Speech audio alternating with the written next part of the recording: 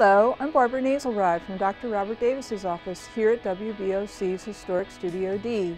You're watching Delmarva Life. So good to have Barbara on the show. Some very important information as we hit the summer months. Yeah, a lot of stuff I sure didn't know. Well, it is almost home improvement season again, and now is a good time to assess if there is any winter damage to your home and make plans for the spring repairs. In today's Angie's List report, how a handyman can help with your projects around the house. The best way to retain your home's value is to keep it in good shape. And with the arrival of spring, homeowners should take a good look around their homes to determine if there are repairs they should address. We are seeing a lot more of our customers, probably like 80% of them, are making improvements to the home versus packing up and moving to a new home. We do a lot of repairs in kitchens and bathrooms, a lot of basement refinishings. But if you're like many people, you don't have the time nor the knowledge on how to fix everything.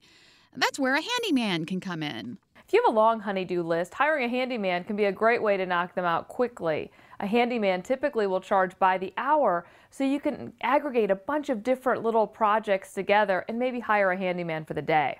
Chris Wu keeps the number for her handyman stored in her cell phone when her list of repairs and projects starts to grow. Our handyman's been very helpful and done a lot of work around our house. He's done everything from staining decks to hanging picture frames, electrical work, building a shelf in my son's bedroom, tiling floors. Angie says a handyman or handywoman can offer a one-stop shop for many home repair services, with most handyman companies offering a wide range of services. When we meet with a customer, primarily we take a look at what they want to have done, then we develop our own list of materials. We go to the stores and buy all that and bring it to the job. They don't need any tools, they don't need any supplies. We take care of all that.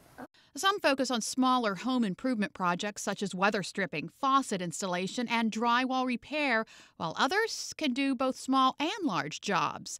And for homeowners with a long to-do list of minor repairs that don't require a trade license, Angie says handymen can eliminate the need for multiple service providers, thus saving you time and money. But before you make that call, you want to keep some things in mind. When you hire a handyman, you want to be sure to check their credentials. But remember, it's going to be dependent on the job they're doing, and it's going to be dependent on your city and state. So, for example, plumbing and electrical are typically always required to have a license. So if you're having those trades done, you want to be sure you check that. Also, make sure your handyman is experienced in the work that you want to do, because you certainly do not want to be the guinea pig for a new kind of project for them. And here's a money-saving tip when hiring a handyman. Angie says anything you can organize or purchase ahead of time can save you time and money. For example, if there's an issue with your sink, remove all the items from underneath it. Do that. Yeah. Get it out of the way. Well, still ahead on Delmarva Life. If you thought it took a long time to do your hair, wait until you see the shaping and the sculpting that's going to be taking place this weekend at the Biggs Museum in Dover. That's where we find Brian this afternoon. Brian?